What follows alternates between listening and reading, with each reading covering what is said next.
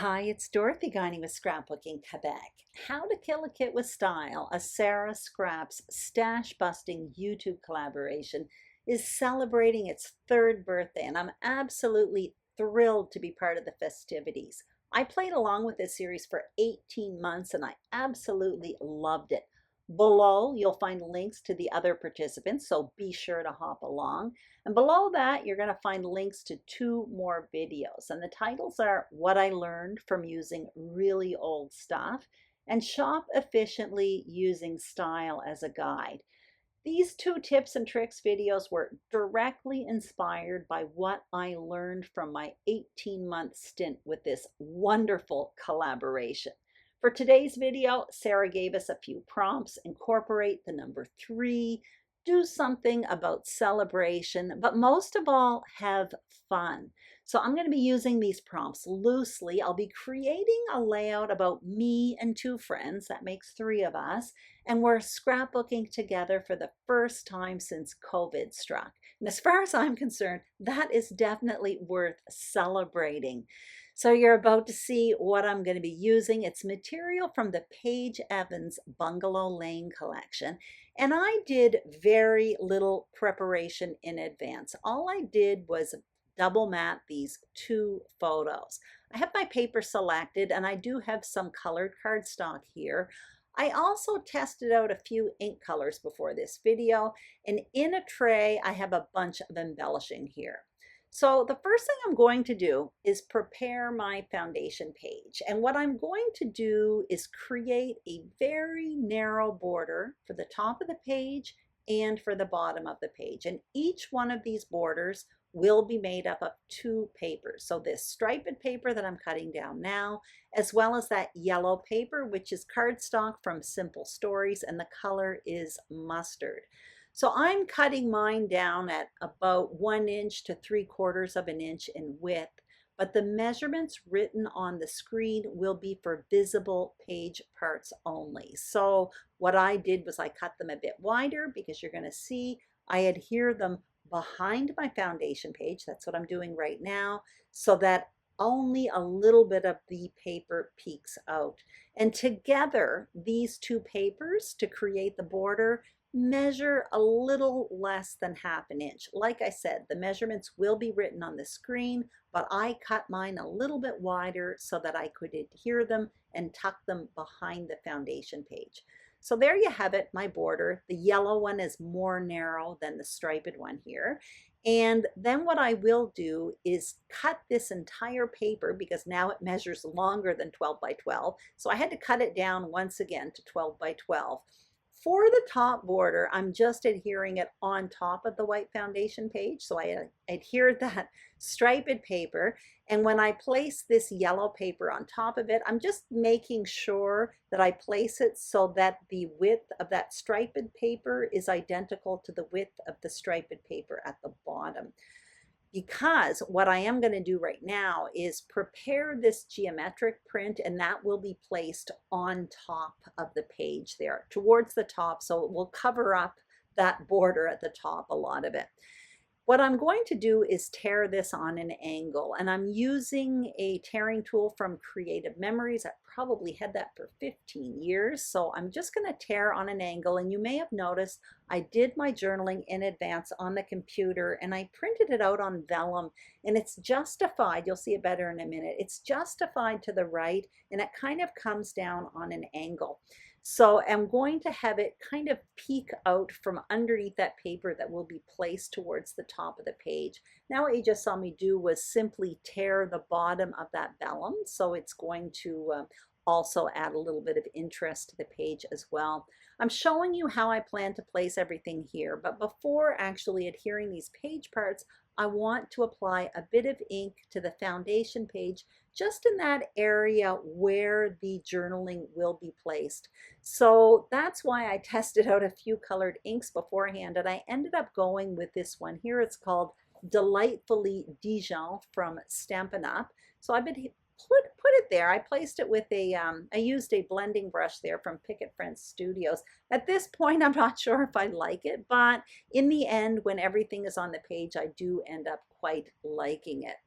I'm placing everything here. I end up adhering the journaling to the page, and I will adhere that geometric print before I continue with the rest. I'm going to keep the photos separate for a while because I'm going to want to play around with my embellishing and my title.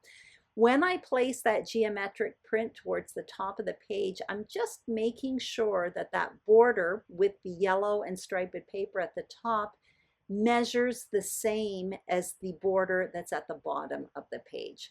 So now I have all of my embellishing around me. I'm showing you my title there, which is on wax paper with alphas from Jen Hadfield. So it's Scrapbook Day. I'm showing you stickers. There are these rubber shapes and floral pieces as well as tags, all from the Bungalow Lane collection. And those hearts are from the Vicki Boutin Warm Wishes collection. I don't end up using them, but the color works. I thought maybe I would use them.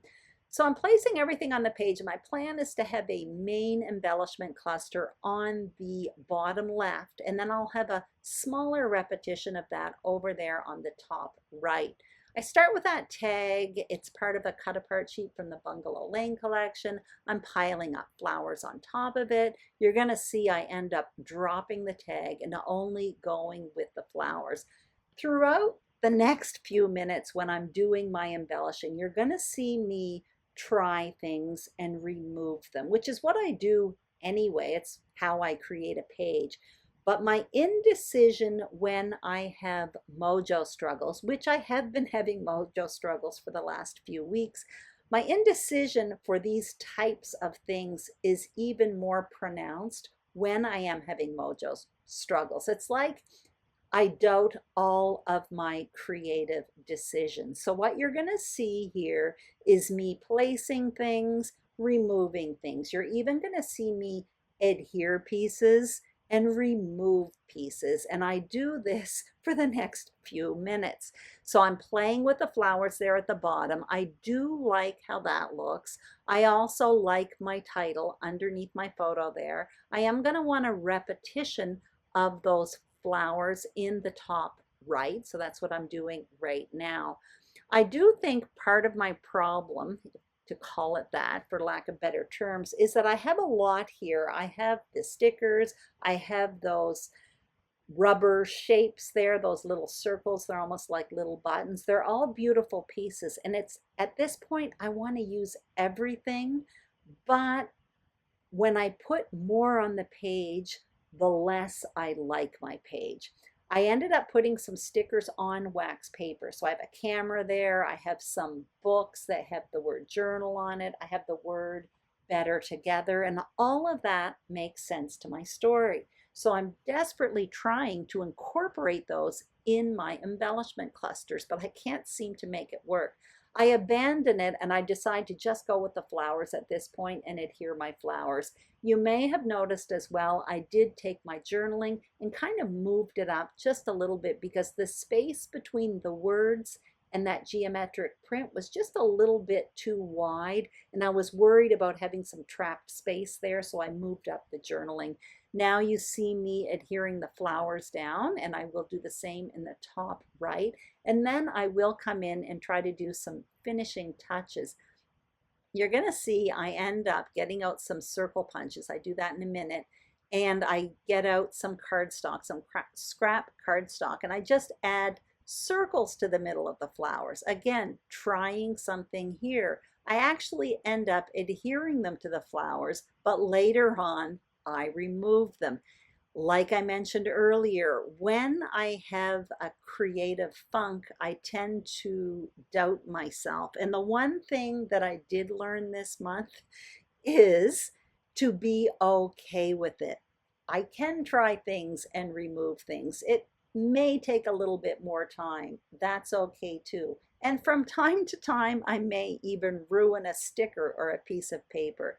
Once I've accepted that and I'm okay with that, it seems to be easier on my mojo. You see there, I stuck a sticker down. It's a little banner. It's super cute with those little hearts. Now I'm actually placing my title on top of it. I have those circles in the middle of the flowers. Well, there I go, removing the circles from the middle of the flowers. And later on, you're going to see I end up removing that banner as well.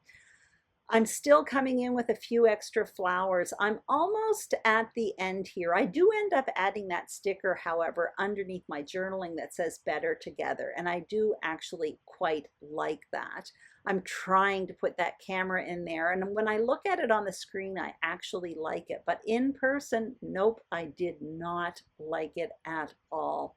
What I ended up doing once this video finished filming is I ended up removing that banner. I think I added a few more flowers and well, that's it. That's all I ended up doing. But essentially what I did was I ended up removing a few pieces. And what I do find that when I am in these creative funks, for me to be able to create a layout that I truly love, I end up having to remove stuff often and make my page simpler. For whatever reason, when I'm in a creative funk, everything seems to look junky to me. So the simpler for me, the better. I don't know, maybe it's my way of setting the reset button, but this is what I ended up coming up with. I did end up adding 3 of those rubber shapes into 3 of the flowers around the page, and that was it. Anyway, I hope you enjoyed this video. If you did, please give me a thumbs up. If you haven't subscribed to my channel, Scrapbooking Quebec, I would be absolutely thrilled if you did. Also, if you are a subscriber, thank you very much.